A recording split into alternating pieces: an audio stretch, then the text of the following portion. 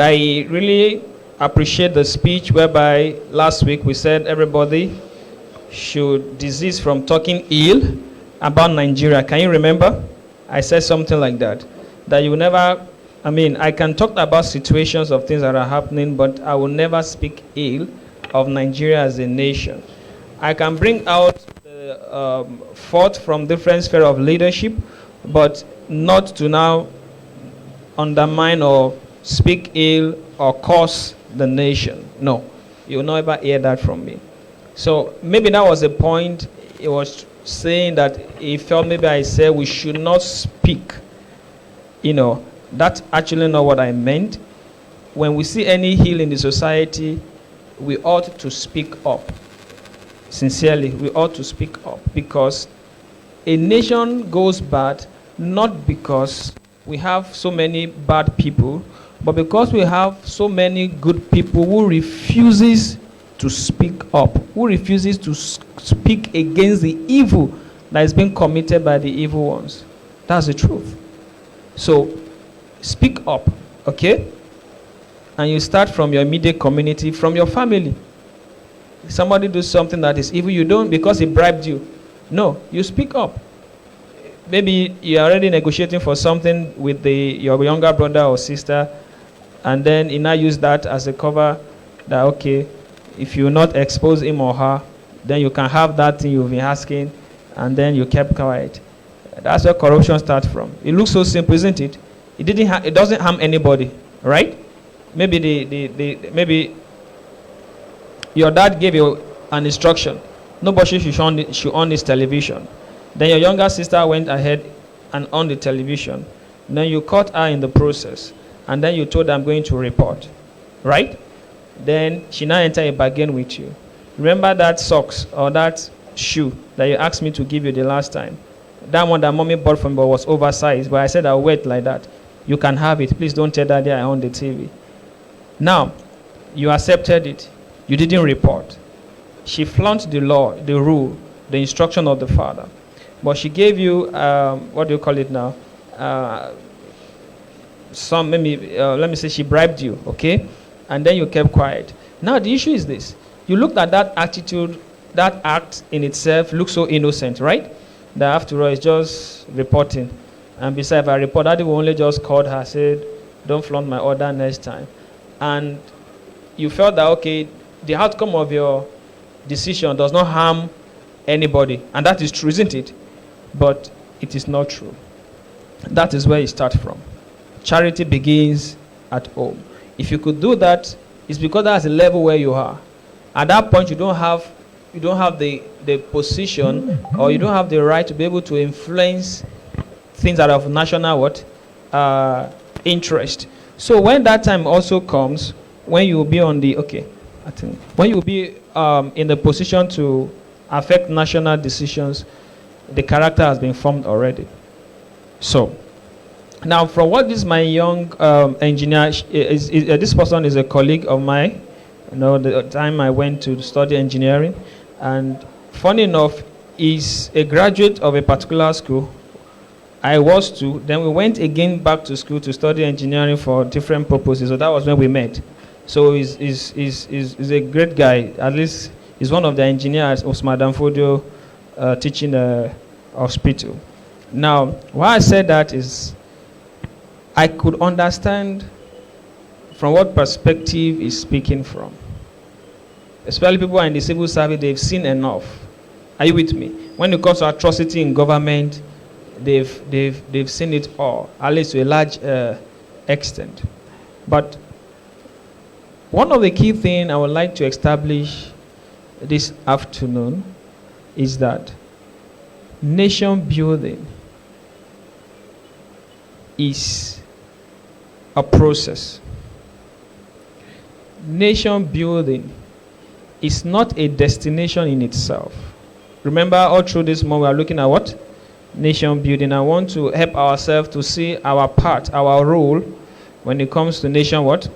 Building. So it's a process. It's a process because it involves a lot of effort, resources, a lot of activities, conniving together to actualize a dream, or call it the nation's vision or dream. I was very young when I've been hearing about the American dream. I'm telling you the truth. I was so young when I've been hearing about the American dream. But I've never had any leader who have shown me the Nigerian dream, even though I'm a Nigerian. But yet I know about the dream of another country. Because the country had leaders who knew how important it is to set vision in motion. What vision does is that they paint a picture of the actual future that they're expecting the nation to gravitate towards. And each time they keep reminding you about that vision, you keep envisioning it. I hope you know something about the power of imagination.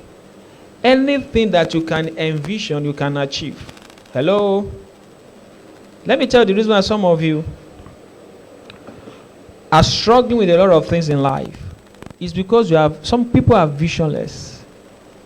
There is nothing so captivating that you're always looking forward to, that you want to achieve. Because when you have such thing, each time you sit and you think about it, you picture it in your mind, you imagine it, you kept gravitating towards it. Some of you are here now as a graduate. You envisioned this long time ago. Now it's a reality. I'm telling you the truth. When you were in secondary school, when you were in primary school, you saw some copper that taught you, isn't it? Then you told yourself, say, one day, I will wear this khaki. Have you not worn it today? Even though you went through all manner of challenges, isn't it? All those in school, what have you. But you've achieved it. The same way, a nation ought to have a vision, a dream, something that every citizen of the nation is acquainted with. And every day we look up, we are gazing, say we are coming, we'll get there someday. Every time everybody is doing something, you are making whatever you are doing to gravitate towards that vision. When we will come up as a nation and say, this is our dream. This is where we are going. This is the Nigeria of our dream. We only have leaders who will come to office and tell you 7-point agenda. That's all. And every government will be repeating the same agenda. So who's fooling who? Some people came in 20 years ago, they said 3-point agenda. They will tell you power. They will tell you health. They will tell you education. Up till now, everybody who is coming is still saying they are still recycling the same thing. Is something wrong with what's wrong with us? And most times they just come up and give us propagandas. There are no structured ways of achieving those vision of, let me say, those goals that were being set, or call it, what do they call it now? 7-point agenda. No wonder we never achieve that, because it's an agenda. I hope you know it's an agenda. You need more than an agenda. Give us a Nigerian dream. Give us something that somebody should ask me, who are you? I'm a Nigerian. Who is a Nigerian? Let me be able to say a Nigerian is a man that... But nobody have told me what an ideal Nigeria should be. What is... As America is one of the countries in the world I so much cherish. I love, because America can plan 100 years to come. That's the truth. They will plan for the next 5 generations. Man, that's deep. Visionary leadership. Here in Nigeria, every government are just interested in the 4 years or 8 years. Anything that will happen after that is none of their business. Meaning that somebody will come into office, and if he sees that there's a project he will do, and that project he will never get commission while he's in office, even though the thing will benefit the future of the nation, they will not embark on it. Because they're looking for self-glory. They wanted something so short, little they can do, commission, and when they let, they say, oh, he did it, he did that. No wonder they keep coming with small visions, small goals, small agenda that is taking us nowhere. Because something is missing in their leadership, which is selflessness. They want to build everything around them, around the administration. I'm not a politician, at least for now. Because at the point we get there, we need to go into politics. I'm telling you the truth. One of the mistakes we have made, or our father's generation have made, is for them to have this ideology. Politics is a what? A dirty game. So everybody withdrew. Good people withdrew. Then you left it into the hand of the bad people. So you are now complaining about the nation we have today. I mean, we got what we wanted. We got what we wanted. I'll give you an example. If I put a glass of water here, I pour water inside. Are you with me? Then I drop a drop of an ink. What happens to the water? It gets what? The color changed to the color of the what? The ink that I dropped into the water. What happened to what was that? We had a small, just like, you have plenty water, but just a drop of ink, isn't it? When just a few number of bad people enter a particular setting, it's like a cancer. They will spread their evil trait.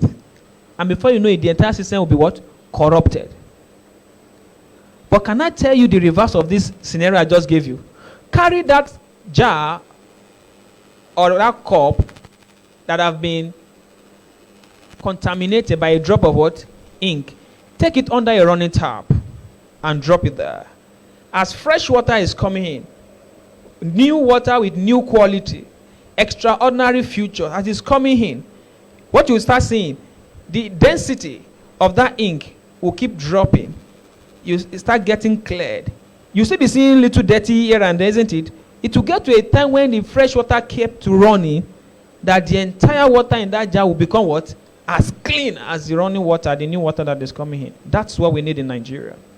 When good people like me, like you, when new hands begin to enter the political space, let's jam and fill that place up with people who have the Nigerian dream, and see if that change we are dreaming about will not occur. In other words, enough of folding of hands. Let all get involved. When you get involved, you get involved. It's like that water, that new water, coming into the system that is corrupted, that is smelling, that has decayed. And just like that experiment, the water will be getting clearer, isn't it? Clearer, isn't it? Because the new water that's coming is also putting its own influence into the system. And that is the essence of this topic, nation building. And we do not need to wait till we become the governor of a state, the president of a nation, the senator representing your what do you call it now? Senatorial district. It's not until you become a commissioner, a local government chairman, or a councillor in your ward. From where you are, nation building is all about everybody getting involved. When we all get involved in where we are, don't worry, presidential seat is a journey for you. But now there is a seat you are occupying. If it's in your family, you are occupying the second space in the family at the second born. That is a positional leadership. In your PPA, in your place of work, you are head of department. You in your church, maybe you are head of a unit. Maybe in your what do you call where Corpus stays now? Corpus Lodge, you are the CLO. You have a space at the moment. In your classroom as a student, maybe you are the class rep, assistant class rep. Everybody has a role office, either as a senator, chairman, commissioner, governor, the president. It's a journey. But the journey starts from where? From now, from where you are. Like that clean water running into that jar that is corrupted with a drop of ink. When everybody starts getting involved and stop folding of hands, fresh hands are being prepared for assignment that lies ahead.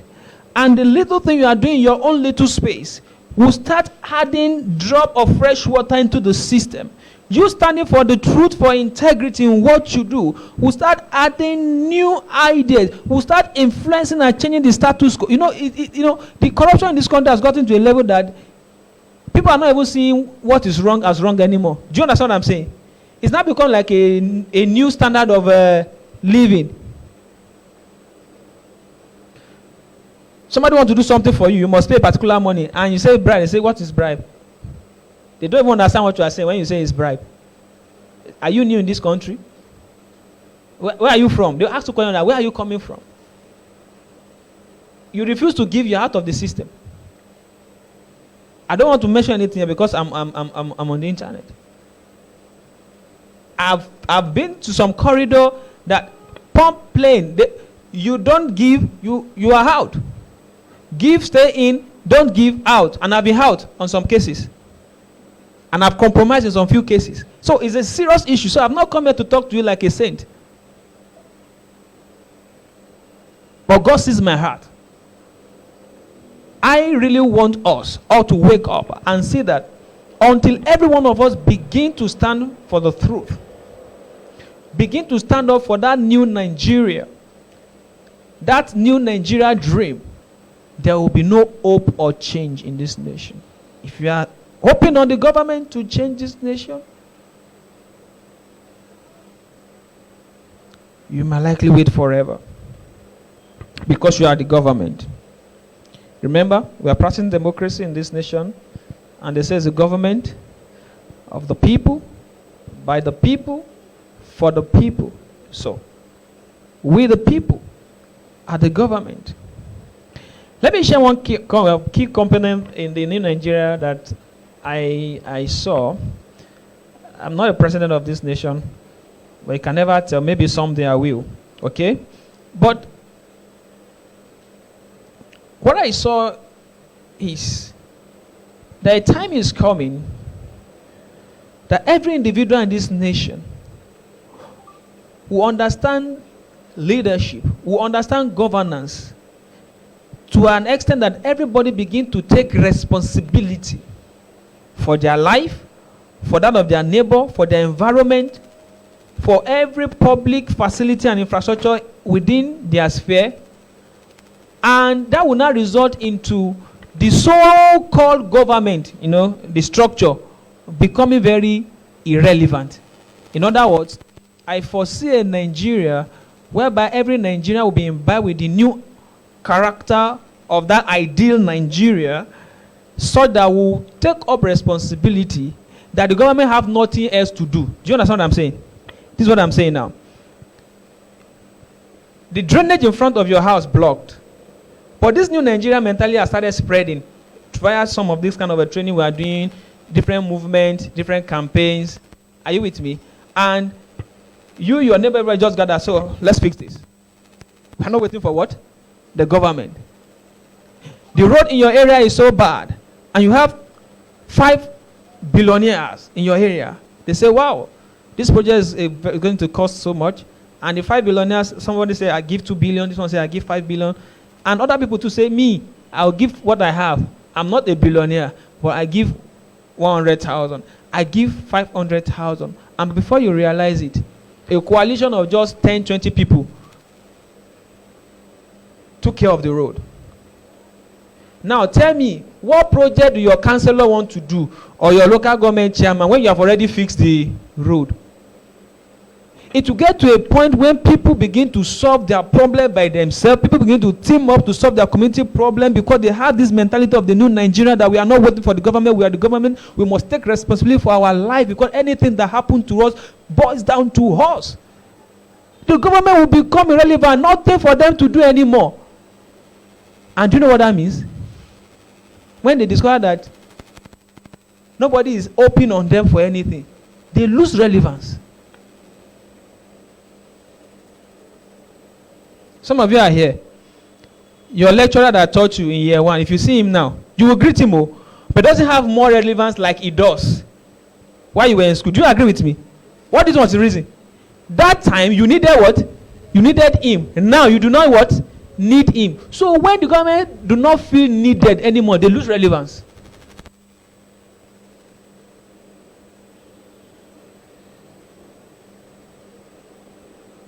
But it starts from now.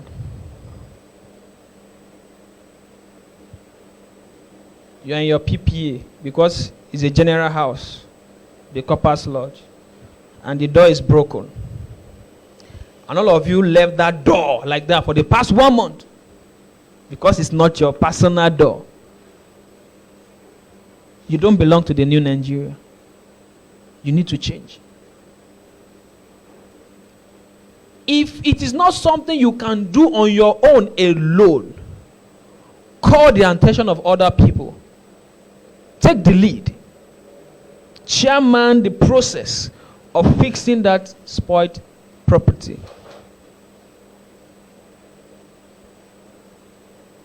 We're talking about a new Nigeria where every citizen imputes, matters, and counts.